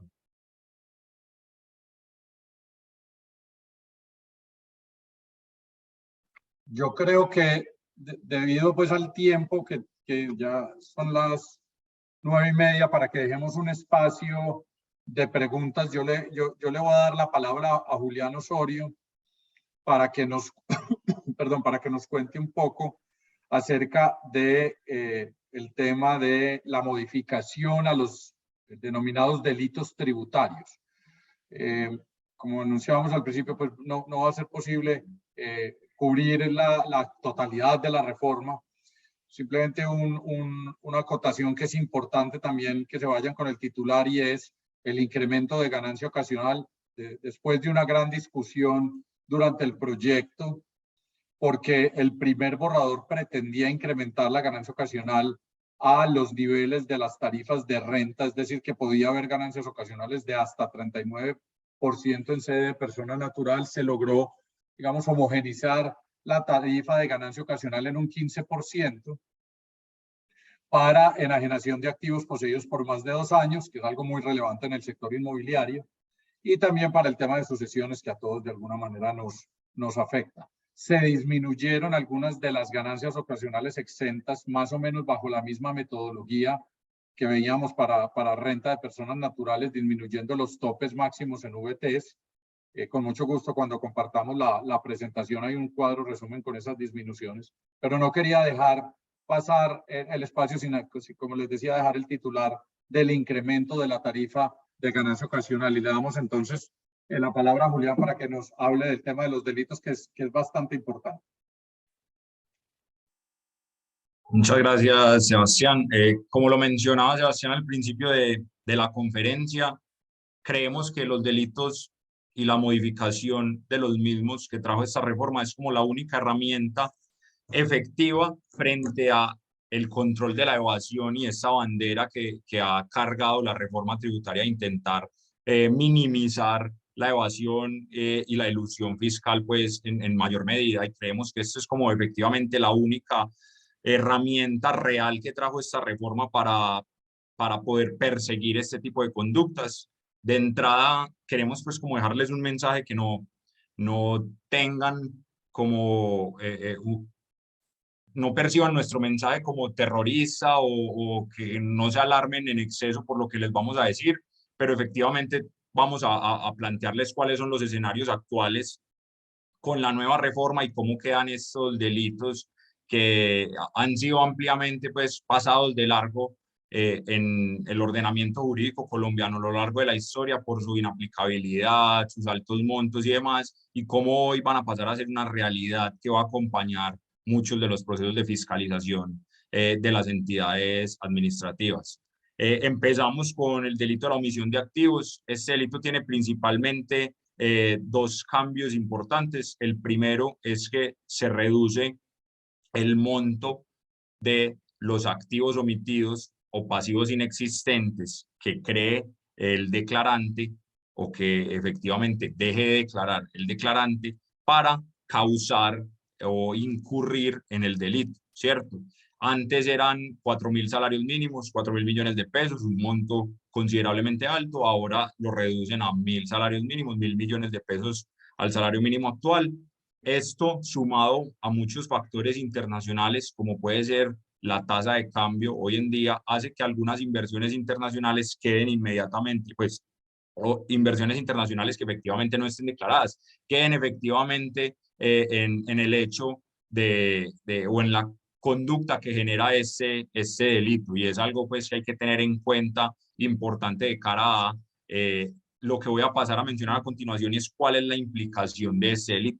Generalmente en la práctica, este delito se había presentado siempre como un instrumento de persuasión para el pago, porque la acción penal, o sea, las facultades de la Fiscalía General de la Nación y las posibilidades de los jueces de la República para imponer todas estas penas estaban sometidas a la condición de que si el contribuyente iba y pagaba la sanción administrativa, se extinguía la acción penal.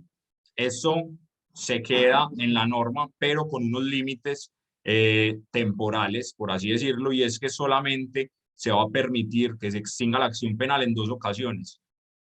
A partir de ese, el contribuyente ya no podrá extinguir la acción penal, y además de las sanciones administrativas a las que haya lugar y todas las sanciones por omisión que la DIAN pueda llegar a imponer o las autoridades tributarias locales puedan llegar a imponer, además de eso vendrá acompañado muy seguramente con un proceso y una investigación penal y todo lo que conlleva esta carga. Y aquí ya estamos hablando desde un tema mucho más trascendental a lo personal, y es que ya no estamos hablando del patrimonio del bolsillo de los contribuyentes, sino que estamos hablando de la libertad misma de las personas. Las penas privativas para este delito iniciales, de los montos pues iniciales, están entre 4 y 9 años, que es considerable y es un delito que no es excarcelable. Entonces genera pues aún mayor como este temor, por ejemplo, en las personas.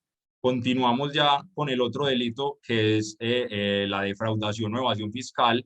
Acá hay un tema interesante porque parte de un supuesto, y es que tiene un límite para causarse relativamente amplio, no tan reducido como pasó con el anterior delito, pero que al fin y al cabo puede llegarse a generar muy fácil.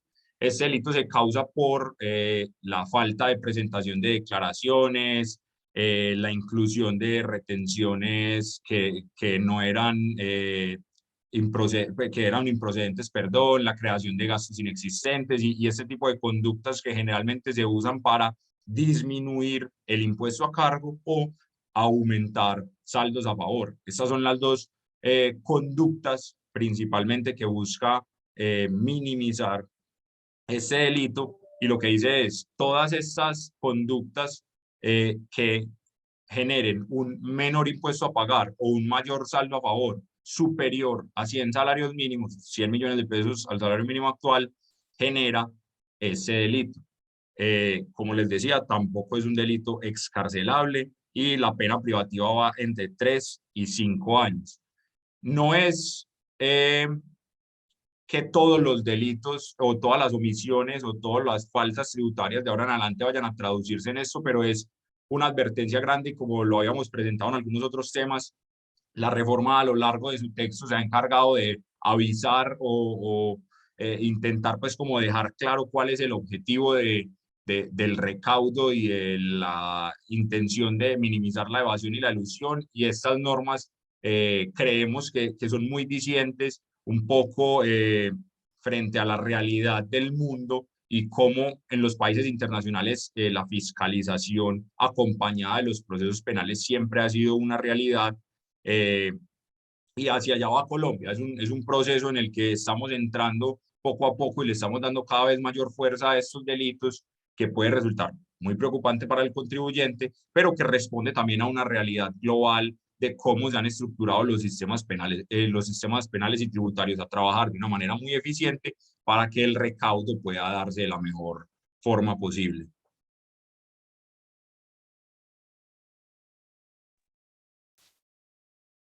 Julián, muchas gracias. Yo creo que para cumplir con el cronograma, podemos dejar la exposición aquí para abrir un espacio de preguntas. Tenemos en este momento algunas preguntas en la sección de preguntas y respuestas.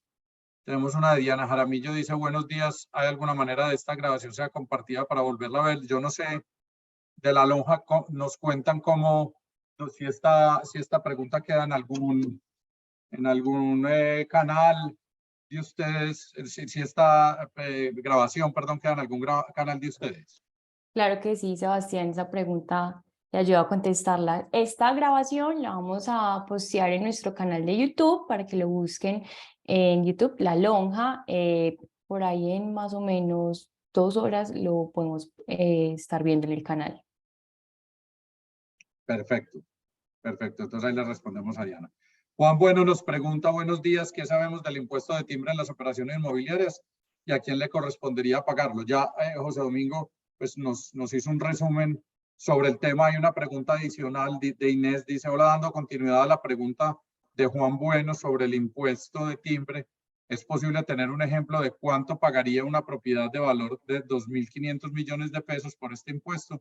Y clave, si pueden confirmarnos quién lo paga. Le doy entonces la palabra a José para que nos cuente sobre este tema. Perfecto. Un segundo, ya. Como les dije, entonces aquí lo que se hizo fue revivir el impuesto. Revivirlo nunca murió, pero digamos, nuevamente poner una tarifa al impuesto, y particularmente se hizo referencia a la enajenación de bienes inmuebles a través de escritura pública. En cuanto a quiénes son los obligados a pagar el impuesto, digamos, la norma hace una diferenciación entre quiénes son los contribuyentes y cómo se recauda el impuesto. Los contribuyentes son aquellos que intervengan como otorgantes, garantes, girantes, aceptantes, emisores o suscriptores de documentos. ¿De qué? De documentos que contengan obligaciones, las extingan o las modifiquen. Digamos, esa es como lo que tenemos que tener en cuenta. Ahora, en cuanto al recaudo, señala que se recaudará a través de la retención en la fuente, y señala quiénes son los agentes de retención. Los agentes de retención serán los contratantes, aceptantes, emisores o suscriptores de documentos, en principio. Y los notarios, entidades oficiales, porque también aquí recordemos que el impuesto de timbre se causaría sobre pasaportes y demás otros documentos. Entonces, ¿quiénes lo pagan? Quien suscriba un documento, y quien lo recauda a través de la retención es el contratante otorgante de uno de estos instrumentos. Entonces, el impuesto no es otra cosa que la retención en la fuente, y será recaudado a través de la agente de retención. Ahora, en cuanto a la pregunta si podemos determinar cuánto se llegaría a pagar, creo que es relevante, como les anuncié, que es que hay una serie de exenciones dependiendo de cuál es el negocio que estamos haciendo. Por ejemplo, si se trata de vivienda, de la enajenación de inmuebles para vivienda urbana de los estratos 1, 2 y 3, pues no habrá lugar al pago del impuesto. Hay una exención que opera sobre el mismo. Lo mismo sobre las promesas de compraventa. Habrá que mirar condiciones particulares de los negocios para establecer si hay lugar al pago del impuesto o no. Perfecto. Hay una pregunta de Javier Restrepo. Dice: ¿está permitido pagar el impuesto por debajo y posteriormente hacer el ajuste correspondiente? No sé, Javier, si de pronto nos puedes profundizar sobre qué impuesto específicamente estamos hablando y a qué te refieres con pagar el impuesto por debajo, porque digamos no es claro. Mientras Javier nos escribe por el módulo, Marcela Arroyave pregunta: ¿quién paga el impuesto de timbre? Yo creo que ya quedó aclarado también. No sé, José, si quisieras ahí adicionar algo. No, creo que No, no, señor. Creo que ya. Perfecto. Juliana Restrepo nos dice buenos días. ¿Se puede profundizar un poco más en el tema de impuesto de timbre y ganancia ocasional? Yo le voy a dar la palabra a Daniel para que nos hable un poquito del tema de ganancia ocasional, aprovechando que todavía tenemos unos minutos y que fue un tema que pasamos tan por encima, que Daniel nos hable con un poco más de detalle del tema de ganancia ocasional, que es un tema de importancia para todos ustedes. Bueno, perfecto. Yo me voy a volver un poquito en la diapositiva para que tengamos una idea de la ganancia ocasional. Bueno, básicamente la ganancia ocasional, vamos a tocar pues como cuáles son los aspectos relevantes pues, que se han dado durante pues toda la reforma tributaria, el texto inicial y el texto conciliado. Básicamente lo podemos resumir en dos bullets o dos temas importantes. El primero es que se incrementan las tarifas de la ganancia ocasional y el segundo es que en general se disminuyen pues como los montos de la ganancia ocasional exenta, con algunas excepciones o solo una específicamente. Acá debemos hacer la aclaración de que al principio pues del texto, antes de que se sometiera pues a aprobación por parte del gobierno nacional, las ganancias ocasionales o la tarifa está establecida para las personas naturales, se equiparaba en el artículo 241 del Estatuto Tributario, es decir, que iban desde el 0 al 39%. Y para las personas naturales que no eran residentes y las sociedades o entidades, tanto extranjeras como las colombianas, era del 30%. Básicamente después de la conciliación del texto y pues de todas las negociaciones que hubo dentro del Congreso de la República, la nueva tarifa de ganancia ocasional para todos los contribuyentes es del 15%. En este caso, pues cuando hablo de todos los contribuyentes son las personas naturales, bien sean residentes o no residentes, y las sociedades y entidades nacionales o extranjeras. Es importante señalar que antes la norma pues, que está vigente en este momento, la tarifa de la ganancia ocasional es del 10%, entonces incrementaría 5 puntos porcentuales. De manera rápida les hago un resumen de cuáles son pues, las ganancias ocasionales exentas que disminuyeron o que básicamente pues como que nos importan específicamente pues como para ustedes. La primera es la disminución de la ganancia ocasional en la utilidad de la venta de casa o apartamento, que pasaría de 7.000 VTs a 5.000 VTs, que esto significaría pues en pesos colombianos de 285 millones de pesos a 190 millones de pesos. En este caso, una particularidad de esta ganancia ocasional exenta es que el texto inicial eliminaba el requisito para que esta ganancia ocasional procediera, era que se tenía que reinvertir todo el dinero producto de la venta en una cuenta, pues primero depositarlo en una cuenta de FC y después reinvertirlo pues en otra casa o apartamento de vivienda. Ya con el nuevo texto conciliado se volvió a incluir, entonces tengan en cuenta que todavía sigue siendo requisito de esta ganancia ocasional que se tenga que depositar pues el dinero de la venta y además de eso que se reinvierta pues en otra vez otro inmueble de casa o apartamento de habitación. La segunda es en tema de herencias o legados. En este caso se da un incremento de casi el doble de la ganancia ocasional exenta sobre el primer inmueble, vivienda, habitación de la propiedad del causante, pasando de 7.700 VTs a 13.000 VTs, que lo que significa pues como en millones de pesos es de 292 millones de pesos a 494 millones de pesos, que sería la única ganancia ocasional exenta, es decir, que se puede restar de la base gravable del impuesto que incrementaría. Y por último, pues que también es, digamos, de relevancia para muchos agentes, es la ganancia ocasional exenta derivada pues de las indemnizaciones por los seguros de vida, que acá la disminución es la más drástica que trae la reforma, pues o el texto conciliado actualmente por la reforma tributaria, que es que pasa de 12.500 VTs a 3.250 VTs, lo que representa, pues, digamos, en millones de pesos de 475 a 223 millones de pesos. Básicamente, esos son como los aspectos más importantes que trae, pues, como el texto de la reforma de la ganancia ocasional. Simplemente se modifican las tarifas y estas ganancias ocasionales, pues, como exentas.